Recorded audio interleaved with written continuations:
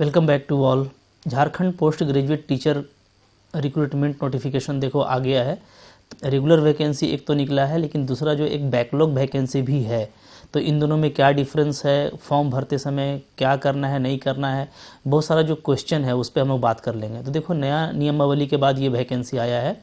पुराने नियमावली के बाद जो वैकेंसी था, राइट, जो कि रद्द हो गया नियमावली की वजह से, तो आप देखोगे कि बहुत सारी बातें कॉमन है। और आपने फॉर्म भी भरा था, तैयारी भी आपने की थी, तो उस पर हम लोग बहुत ज़्यादा बात नहीं करेंगे क्योंकि बहुत सारी चीज़ें कॉमन है। तो सिर्फ वो चीज़ देख लेंगे जो इसमें कुछ नया है।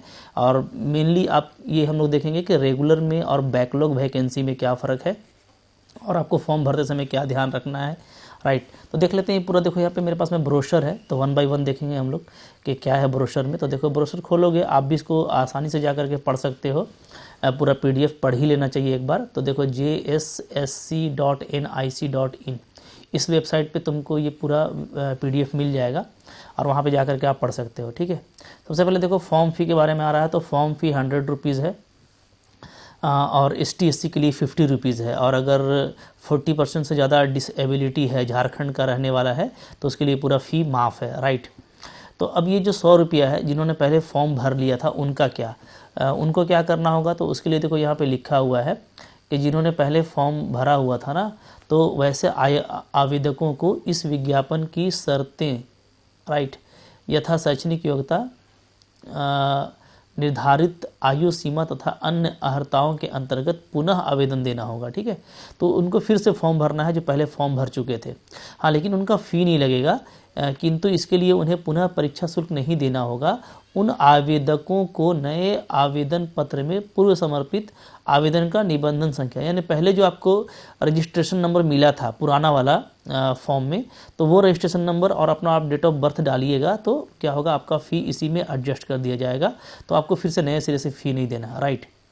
तो ये इंपॉर्टेंट चीज़ हो गया। फिर हम लोग ये देखेंगे कि बाकी चीज़ें देखो वही कॉमन है। अब यहाँ पे हम लोग ये देख रहे हैं कि नया नियमावली में 2000 जैसे 218 सीट है। किसके लिए? ये आप बायोलॉजी के लिए देखोगे 218 सीट है। तो यहाँ पे अबाउट जो 40% है ना, टोटल सीट का 40% क्या है, ये बिल्कुल ओपन है। ओपन का मतलब क्या, कि इसको झारखंड के भी स्टूडेंट भर सकेंगे और अदर स्टेट वाले भी भर सकेंगे, ठीक है। तो अगर जो मिनिमम क्वालिफिकेशन है उसको ये फुलफ़िल करते हैं तो अदर स्टेट के भी भरेंगे। तो जैसे यहाँ पे दिख रहा है 94 सीट आपका, जिसमें महिला के लिए 5 सीट है। तो ये 94 जो सीट है ना, तो इसमें झारखंड के और पूरा ओपन, यानी पूरा इंडिया के लोग इसके लिए फ़ाइट कर सकेंगे, ठीक है। जबकि जो अनुसूचित जनजाति ST/SC है और पिछड़ा वर्ग है, मतलब जो रिजर्व है, तो रिजर्व के लिए तो आपको हम लोग देखेंगे कि आपको रेसिडेंशियल देना पड़ेगा, अपना कास्ट सर्टिफिकेट देना पड़ेगा झारखंड का। तो उसमें सिर्फ झारखंड के बच्चे ही फाइट करेंगे। लेकिन यहाँ पे किसमें कितना सीट है आपको दिख रहा है, ओके, आप इसको अच्छे से देख लेना किसमें कितना सीट है। पहले ही वाला है। बैकलॉग को एक हम लोग देख लेंगे अलग से, बैकलॉग क्या चीज़ है। जैसे मैं आपको देखूँ, हम लोग जो कि मैथ्स की तैयारी कर रहे हैं ना, तो मैथ्स के लिए मैं पूरी स्ट्रेटेजी को फिर अगले वीडियो में बताने वाला हूँ। ये थोड़ा लंबा हो जाएगा, तो इसमें हम लोग सिर्फ फॉर्म देखने वाले हैं और फिर नेक्स्ट वीडियो से हमारी स्ट्रेटेजी चलने लगेगी जम करके, ठीक है। तो देखो यहाँ पे 185 सीट है मैथमेटिक्स में, जैसा कि आप देख रहे हो। और यहाँ पे 71 सीट जो है अनरिजर्व है, यानी इस 71 पर पूरे स्टेट से बच्चे फाइट कर सकते हैं, ठीक है। और ये बाकी जो रिज़र्व है, तो रिज़र्व के लिए तो सिर्फ आपका झारखंड का ही जो कैंडिडेट होगा वही इसमें अप्लाई करेगा, ओके। क्या करना नहीं करना इस पर मैं लास्ट में समरी करूँगा, उस पर बात टेंशन मत लीजिएगा, ओके। बाकी देखो, बाकी सारी चीज़ें वही हैं जो आप पहले से देखते आ रहे हो। अब यहाँ पे ये TGT शिक्षक जो ऑलरेडी हैं, तो वो भी ये फॉर्म भर सकते हैं। उनको PGT के लिए यहाँ पे आरक्षण मिला है। 25% जो सीट है, तो 25% सीट पर TGT वालों को लिया जाएगा और 75% जो है वो अदर से लिया जाएगा। लेकिन अगर ये टीचर नहीं मिलते तो फिर जो सीट बच जाएगी इनकी, उसमें भी अदर को जो है डाल दिया जाएगा। ये सारी बातें यहाँ पे लिखी हुई हैं। और TGT टीचर के लिए ज़रूरी है कि उनका 3 साल जो है वो पूरा हो गया हो, लेकिन उन पर कोई विभागीय कार्रवाई ना हुई हो। तो एज ए TGT टीचर, वो भी 4600 के ग्रेड पे अगर उन्होंने 3 साल पूरा कर लिया है तो वो इसको भरेंगे और वो फिर एलिजिबल होंगे और उनको इसमें रिजर्वेशन मिलेगा। ये सारी बातें यहाँ पे हैं, ये पहले भी थी। चलो अब देखो, यहाँ पे ये सारी आ गई यहाँ पे। चलो अब देख लेते हैं। ये सारी बातें कॉमन है जो पहले भी थी, ओके। तो ये चलो हो गया। आगे देखते हैं फिर हम लोग यहाँ पे देखो, वो बैकलॉग के बारे में लिखा हुआ है कि जो बैकलॉग वाला सीट है उसके लिए क्या करना है, ठीक है। हालांकि हम लोग बैकलॉग वाले को फिर अच्छे से देखेंगे और वहाँ पे मैं आपको बात बता दूंगा कि करना क्या है। तो चलो आगे देख लेते हैं। जैसे यहाँ पे हम लोग देखेंगे कि न्यूनतम शैक्षणिक योग्यता यानी मिनिमम एलिजिबिलिटी क्राइटेरिया क्या है आपका।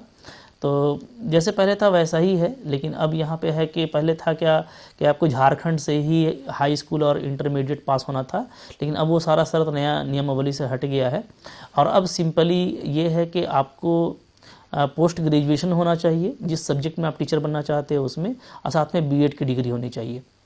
अब यहाँ पे जो है कुछ रेगुलेशन है, जैसे हम लोग देखे थे फॉर्म भरने समय लास्ट टाइम के 2007 और 2014 का रेगुलेशन था जिसमें आपको पहले यस और नो करना था, ठीक है। तो यहाँ पे फिर से वही बात है, क्योंकि एक्चुअली जो 2014 का जो रेगुलेशन है यथा संशोधित 2021 उसके तहत ये है कि आपको +2 टीचर बनने के लिए जो यहाँ पढ़ाया जाता है सब्जेक्ट उसमें आपको कम से कम 50% होना चाहिए पोस्ट ग्रेजुएशन में, और साथ में बीएड की डिग्री होनी चाहिए। तो ये जो है आपका विनियम 2014 कहलाता है कि आपको पोस्ट ग्रेजुएशन होना चाहिए 50% के साथ में, और साथ में बीएड की डिग्री। जबकि 2007 या उससे पहले 2002 उसमें 2 जो है नियम आया था, तो उस नियम के आधार पर ये था कि अगर आप 45% भी आपका पीजी में है और साथ में बीएड की डिग्री है then you are also eligible. तो आपको अब ये ध्यान देना है कि अगर किन्हीं का 45% है और उस पर वो अप्लाई करना चाहते हैं तो उनको 2007 या उससे पहले का पीजी का डिग्री होना चाहिए। तो 2007 या उससे पहले का पीजी का डिग्री है तो वो रेगुलेशन को यस करेंगे और उसमें 2007 डालेंगे, राइट। लेकिन अगर किन्हीं ने 2007 के बाद किया है और उनका 50% है, राइट, और साथ में बीएड का डिग्री है तो 2014 वाला रेगुलेशन को चूज़ करेंगे यस करके, ठीक है।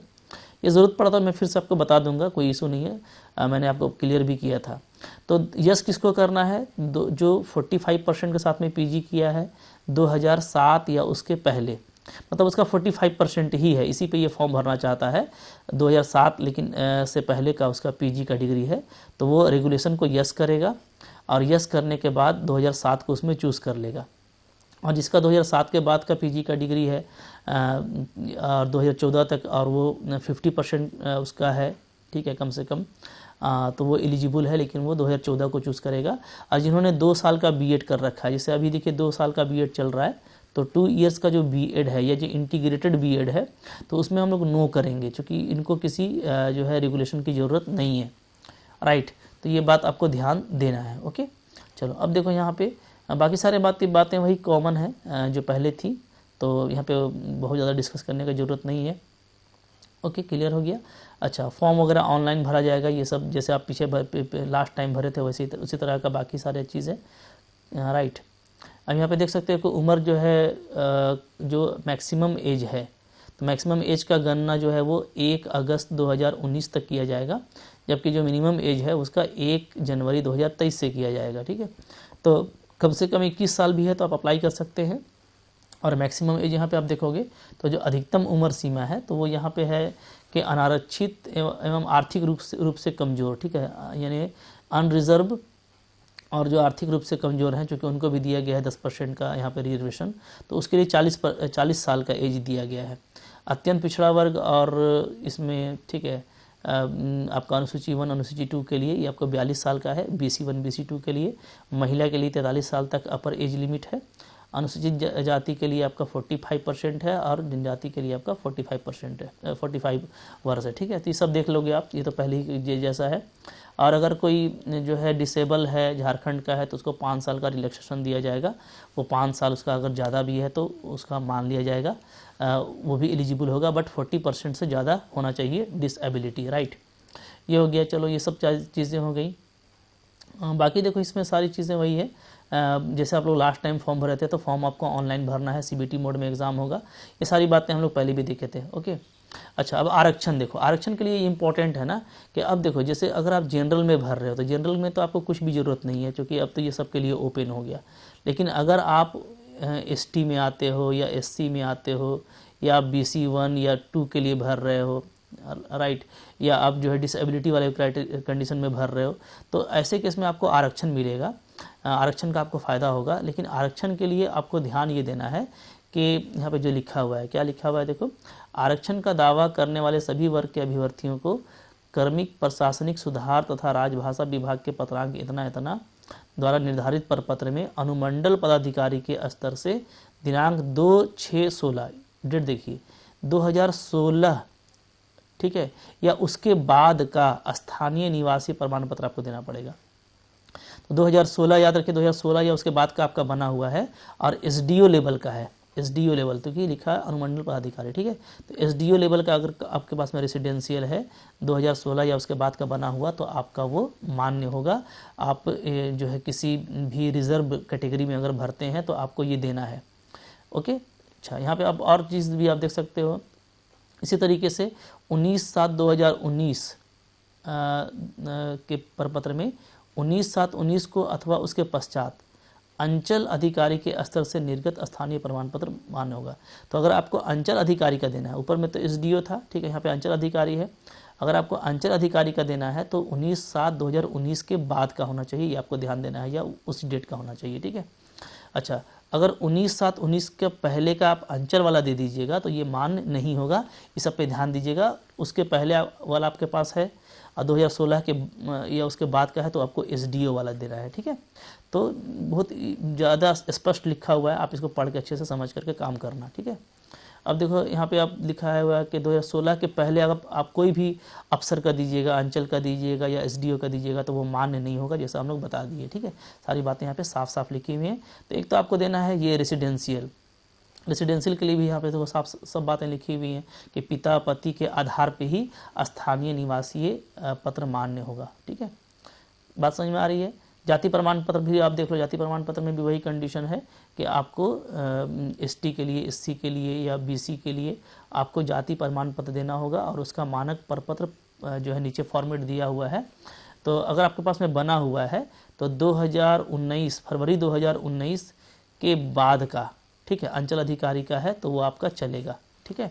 2019 या उसके बाद का अंचल का है या एसडीओ का है, देखो अंचल मतलब सीओ हो गया और उससे बड़ा एसडीओ हो गया, तो अगर अंचल का है यानी सीओ का है या एसडीओ का है तो दोनों आपका चलेगा, ठीक है। यहाँ पे देख सकते हैं सारी बातें आ गई। चलो अब बाकी सारी बातें कॉमन है, यहाँ पे देख सकते हो 29/8/2012 उसके पश्चात, तो 29/8/2012 के बाद वाला भी आप दे सकते हैं, है ना। 29/8/2012 के बाद या उस डेट से आपको अनुमंडल पदाधिकारी का देना पड़ेगा। तो अगर आपके पास में पुराना वाला है 2012 का बना हुआ है या उसके बाद का बना हुआ है, तो अगर एसडीओ का बना हुआ है तो वो जाति प्रमाण पत्र आपका क्या होगा, वैलिड होगा। लेकिन अगर आप देना चाहते हैं अंचल अधिकारी का, सीओ का, तो 2019 या उसके बाद वाला आप दे पाएंगे, ठीक है। तो 2012 के पहले वाला नहीं लगेगा, तो आपके पास तो वो होगा ही, सब आप डाल देना। ये सब आपके लिए बड़ा इशू नहीं है, क्योंकि पुराना नियमावली है तो बहुत सारी चीज़ें आपके पास में ऑलरेडी हैं। क्लियर है। तो ये सारी बातें देखो यहाँ पे लिखी हुई हैं। अब आप लोग देख सकते हैं यहाँ पे इसी तरीके से इनकम वाला भी है, ठीक है, वो भी प्रमाण पत्र पर आप देख सकोगे, तो वो भी आपको 2019 के पहले वाला ये मान्य नहीं होगा। ये सब आप सारी बातें यहाँ पे पढ़ लेना, ठीक है ना। चलो, तो ये हो गया। तो आपको यहाँ पे ये समझ के रखना है कि अगर आप जनरल में भरते हैं, ठीक है, अनरिजर्व में, यूआर में, तो इसमें आपको कुछ भी नहीं देना है, राइट, क्योंकि ये झारखंड और झारखंड के बाहर स्टेट सब के लिए सिमिलर है।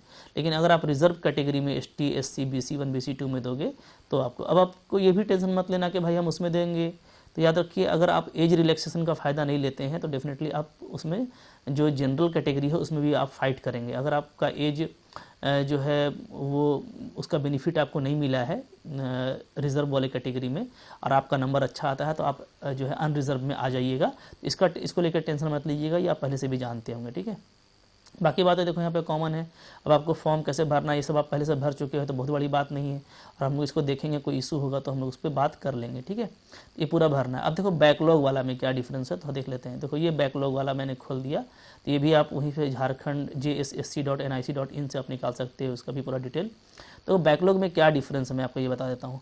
पहले तो ये बात याद रखो कि यहाँ पे लिखा हुआ है कि दोनों के लिए एक ही एग्ज़ाम होगा, ठीक है। मैं आपको दिखा देता हूँ, पूरा सिस्टम एक ही है और अच्छे समझ लो इसको। यहाँ पे इसको जो समझना काफ़ी इंपॉर्टेंट है, समझ करके ही आप काम कीजिएगा तो आपके लिए वो सही रहेगा। जैसे देखो यहाँ पे साफ साफ लिखा है, क्या लिखा है इसको आप पढ़ो। देखो बोलता है, स्नातकोत्तर प्रशिक्षित शिक्षक के विभिन्न पदों के नियमित रिक्तियों विरुद्ध विज्ञापन संख्या 223 प्रकाशित किया गया है, जिसमें कुल रिक्ति 2885 है, यानी जो हम लोग अभी देखे वो प्रकाशित किया गया है। फिर विज्ञापन संख्या 323 प्रकाशित किया गया है, जो हम लोग अभी देख रहे हैं, ठीक है। तो एक 223 है जो आप देख चुके, अभी आपको हम दिखाए, जो हम नया खोले हैं ये 323 है। तो 323 और 223 दोनों विज्ञापन, दोनों के लिए अर्हता प्राप्त अभ्यर्थी एक ही साथ आवेदन कर सकेंगे, ठीक है। अगर मान लो आप दोनों में आपको अर्हता प्राप्त है, अच्छा क्या अर्हता है वो भी मैं आपको दिखा दूंगा कि दोनों के लिए क्या अर्हता होना चाहिए। तो अगर दोनों के लिए आपको अर्हता है तो आप एक ही फॉर्म भरेंगे और इस आशय का विकल्प ऑनलाइन आवेदन भरने में उपलब्ध रहेगा। जब आप ऑनलाइन फॉर्म भरिएगा तो वहाँ पे ये ऑप्शन मांगेगा कि क्या आपको दोनों के लिए अप्लाई करना है, तो यस कर देना है, ठीक है। अच्छा, अब देखो दोनों विज्ञापन अगर आप भरते हैं ना, तो दोनों विज्ञापन की स्थिति में आपको एक ही पैसा देना है, यानी आपको 100 रुपये देना है तो 100 ही रुपया, 50 देना है तो 50 ही, यानी कि 200 देना है, ठीक है। और अगर कोई एक ही के लिए एलिजिबल है, मतलब कोई एक ही फॉर्म भर रहा है, तो वैसे केस में भी उसको एक ही का परिशत पैसा तो देना ही पड़ेगा, पैसा बगैर दिए कैसे होगा, ठीक है। तो पैसा देना ही है। लेकिन दोनों एग्ज़ाम चूँकि अगर देखो एक्चुअली क्या सीट मर्ज, अब इसको अलग क्यों निकाला ये भी मैं आपको समझा दूंगा, लेकिन दोनों सीट मर्ज है, ठीक है। जो एलिजिबल है तो उसके लिए जैसे मान लो कि उसमें किसी का 50 सीट है, ठीक है, SC में या ST में मान लेते हैं, ठीक है, और बैकलॉग में भी ST में मान लो कि 30 सीट है, तो उसके लिए 80 सीट हो जाएगा, ये बात समझिएगा, ठीक है। तो क्या है वो हम अभी आपको मैं दिखा देता हूँ डिटेल में। तो देखो कुछ करना नहीं है, याद रखना, मैं आपको अभी शॉर्ट में भी बताऊँगा लास्ट में कि एक्चुअली क्या डिफरेंस है। तो आपको जब फॉर्म भरना है तो ये ध्यान देना है कि हम क्या दोनों के लिए भर रहे हैं या एक के लिए भर रहे हैं। दोनों के लिए भरेंगे तो यस करेंगे, एक के लिए भरेंगे तो वहाँ पे जो भी ऑप्शन होगा वो करिएगा, और फ़ी तो आपको देना ही देना है, ठीक है। लेकिन फ़ी आपका डबल ऐसे केस में नहीं लगेगा, ना ही इसका एग्ज़ाम अलग से होने जा रहा है, ये भी उसी का ही एक कह लो कि सब पार्ट है। अलग से निकालने के पीछे का कंडीशन है इसमें नंबर ऑफ़ सीट्स, देखो मैं आपको दिखा रहा हूँ, ठीक है। अगर आप अच्छे से देखोगे बैकलॉग को ना, तो सारी बातें आपको एक जैसे लगेंगी, मतलब नियमावली भी वही है, जो मिनिमम एलिजिबिलिटी क्राइटेरिया है वो भी वही है, सारा चीज़ आपको वही लगेगा। फ़र्क कहाँ पे है, तो देखो फ़र्क यहाँ पे है। जैसे आप देखो यहाँ पे टीचर में ना, तो जैसे हम लोग देख रहे हैं बैकलॉग का मतलब क्या होता है, जो पहले का जो सीट्स कुछ रह गया है उसके लिए भर्ती किया जा रहा है, तो है सेम चीज़। लेकिन यहाँ पे आप देखोगे ना कि जो 18 सीट है संस्कृत में, तो अनारक्षित यानी जनरल के लिए कोई सीट नहीं है।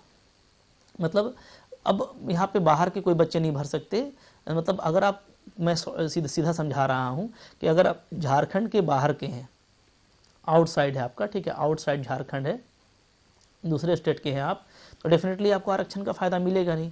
इसमें देखो सारा सीट आरक्षित वालों के लिए है, यानी कि यहाँ पे आप देख सकते हैं अनुसूचित जनजाति के लिए 4 सीट है, ठीक है, अनुसूचित जाति के लिए 8 सीट है, OBC BC1 के लिए 6 सीट है, और बाकी किसी के लिए सीट नहीं है। तो 18 सीट जो है सिर्फ रिजर्व के लिए है। तो अगर आप रिजर्व कैटेगरी में भरेंगे और झारखंड के आप रहने वाले हैं, तब आप बैकलॉग के लिए भी, संस्कृत विषय में बैकलॉग के लिए भी एलिजिबल हैं, तो आप यस कर दीजिएगा, ठीक है। तो अब ये सीट जो है उनके कैटेगरी में जाके जुड़ जाएगा, और जनरल वाले के लिए 0 है। तो आप सबको ऐसे ही देख लेना बढ़िया से। जैसे आप देखोगे केमिस्ट्री में भी रिजर्व के लिए कोई सीट नहीं है, मतलब कि ओपन सीट कुछ नहीं है, ठीक है। यहाँ पे आप देखोगे फिजिक्स में भी तो ओपन 0 है, ओके। हाँ, मैथ वालों पे थोड़ा मेहरबानी हुआ है, मैं आपको दिखा रहा हूँ, देखो मैथ वाले में, अच्छा सॉरी, मैथ वाले में भी 0 है, मैथ में भी देखो 72 सीट है बैकलॉग में, लेकिन अनारक्षित के लिए 0 है। तो यहाँ पे जितना भी सीट है मैक्सिममली सारा में लगभग आप देखोगे तो यहाँ पे आपको ST SC BC1 और BC2 को, और जो हैंडीकैप हैं, जो डिसेबल हैं, उनको ज़बरदस्त फ़ायदा हो रहा है इस बैकलॉग से। बैकलॉग से असल में झारखंड के रेसिडेंट को फ़ायदा है, और जो रिजर्वेशन ले रहे हैं, जिनके पास में स्थानीयता है, उनका कास्ट सर्टिफिकेट है, ठीक है, तो वो उनको इसमें फ़ायदा होगा कि ये बैकलॉग का सीट उनके साथ ऐड हो जाएगा, तो उनकी सीट्स बढ़ जाएंगी। राइट, समझ में आ गया बात आपको। तो झारखंड के बाहर वाले जो है सिर्फ जो सीधी बहाली है उसके लिए, उस विज्ञापन के लिए योग्य होंगे जो इससे पहले हम लोग देखे। और झारखंड में रहने वाले जो किसी स्पेशल कैटेगरी से बिलोंग करते हैं, जो है रिजर्व में आते हैं, तो वो उनको ये फ़ायदा होगा, ये सारे सीट्स उनके लिए हैं, ठीक है। आई होप अब आपको समझ में आ गया होगा। बहुत फॉर्म भरते आए हो तो बहुत समझाने की ज़रूरत नहीं है, ठीक है। बाकी सारी बातें कॉमन है, कुछ नहीं है इसमें अलग। तो आपको फॉर्म दोनों एक ही भरना है, फॉर्म में ही कॉलम आ जाएगा, वहीं पे हम लोग बात कर लेंगे, राइट। ये देखो पूरा चीज़ है। अब सिलेबस वगैरह हम लोग दूसरे जो है वीडियो में डिस्कस करेंगे, ये वरना ये ज़्यादा लंबा हो जाएगा। आई होप आपको ये पूरा समझ में आ गया है। तो तैयार रहो। फॉर्म कब से कब तक भरना है, तो ये इंपॉर्टेंट डेट भी आपको याद रखना है, मैं आपको दिखा देता हूँ, ठीक है। देखो सैलरी बहुत अच्छा है, छोड़ना मत हाँ इस तरह के जॉब को, सैलरी बहुत अच्छा है। सैलरी पे जो है सबको लगता है कि कम रहना चाहिए और हमेशा बात होता रहता है, बट अभी कम नहीं हुआ है, ठीक है। 4800 का ग्रेड पे है, सेकेंड स्टेट गजेटेड कहलाता है, ये बहुत अच्छा जॉब है। ये आपका लास्ट प्रिपरेशन होगा, जम करके तैयारी कीजिए, कोई मौका मत छोड़िए। अभी भी आपके पास में 3 मंथ का है टाइम, डेफिनेटली आपका अच्छा होगा। 3 मंथ में ही अबाउट एग्ज़ाम हो जाएगा, बट एग्ज़ाम इस बार होना है, तो उसके लिए आप तैयार रहना, ठीक है। अच्छा देखो यहाँ पे इंपॉर्टेंट चीज़ें क्या है, थोड़ा सा मैं वो बताता हूँ कि डेट कब से कब तक है, ठीक है। वो तो आपने देख ही लिया होगा, बाकी सारी बातें कॉमन है, वो बताने की ज़रूरत नहीं है। सिर्फ सीट्स की वजह से इसको अलग से निकाला गया है, तो ये आपको थोड़ा उस पर केयरफुल रहना है, राइट। बाकी पूरी बातें आप पढ़ लेना, और जो आपको सर्टिफिकेट वगैरह देना है सब कुछ कॉमन है, उसमें कोई भी चेंजेस इधर नहीं है, क्लियर है। अच्छा अब यहाँ पे जैसे आप डेट देख पाओगे, 5 अप्रैल से ये फॉर्म भरना शुरू होगा, देख पा रहे हो। 5 अप्रैल से आपका फॉर्म भराना स्टार्ट होगा और ये 4 मई तक आप भर पाओगे, ठीक है। ऑनलाइन भरना है। परीक्षा शुल्क जो है आपका 6/5/23 तक आप भर पाओगे, और जो हस्ताक्षर करके जो अपलोड करना है प्रिंट आउट को, वो आप 8/5/23 की मध्यरात्रि तक कर पाएंगे। अगर फिर कोई आपसे कुछ मिस्टेक होता है तो उसके लिए पोर्टल को 10 से लेकर के 12 मई तक खोला जाएगा, वहाँ पे आप सुधार कर लीजिएगा, ठीक है। लेकिन ध्यान दीजिएगा, रजिस्ट्रेशन पहले करना पड़ता है, उसमें नाम और डेट ऑफ बर्थ डालते हैं, वो कभी मिस्टेक मत कीजिएगा, क्योंकि रजिस्ट्रेशन चेंज नहीं होता है, उसके अलावा कुछ और अशुद्धि होगा तो उसको आप ठीक कर पाएंगे, ठीक है। तो ये सब बातें आपको ध्यान देनी है। बाकी बातें देखो कॉमन है, CBT मोड में एग्ज़ाम होगा, एग्ज़ाम कैसे होगा, किस तरीके से होगा, इस पर हम लोग अलग से वीडियो पे बात करेंगे, काफ़ी मज़ा आएगा।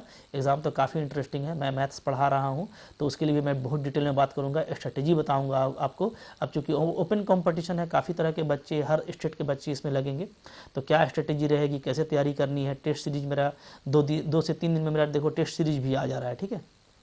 तो लास्ट मैं इसको थोड़ा इंड कर रहा हूँ कि अगर आप मैथ की तैयारी कर रहे हो ना, तो अभी से लग जाओ, ठीक है। मैं मैथ्स पढ़ाता हूँ, और मेरा जा करके एप्लीकेशन अपलोड कर लो, मेरा एप्लीकेशन का लिंक आपको डिस्क्रिप्शन बॉक्स में मिल जाएगा। ऐसे भी आप MSc लर्न ऑनेस्टली, अगर आप इसको सर्च करोगे प्ले स्टोर में, तो आपको ये मिल जाएगा मेरा एप्लीकेशन।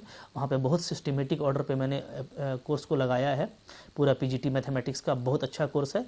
और ये JSSC टेक्निकल वालों के लिए भी है, क्योंकि सेम सिलेबस है, तो इनको भी बहुत इसमें फ़ायदा होगा। और काफ़ी सारे बच्चे देखो जुड़ के पढ़ रहे हैं मेरे साथ में, टेक्निकल के बहुत सारे बच्चे हैं, बहुत सारे बच्चे PGT मैथमेटिक्स के हैं, पढ़ रहे हैं, तैयारी काफ़ी अच्छी कर रहे हैं, अच्छा उनका कॉन्फिडेंस है। तो उनके लिए मैं टेस्ट सीरीज भी ला रहा हूँ, 2 से 3 दिन में मेरा टेस्ट सीरीज भी आ जाएगा।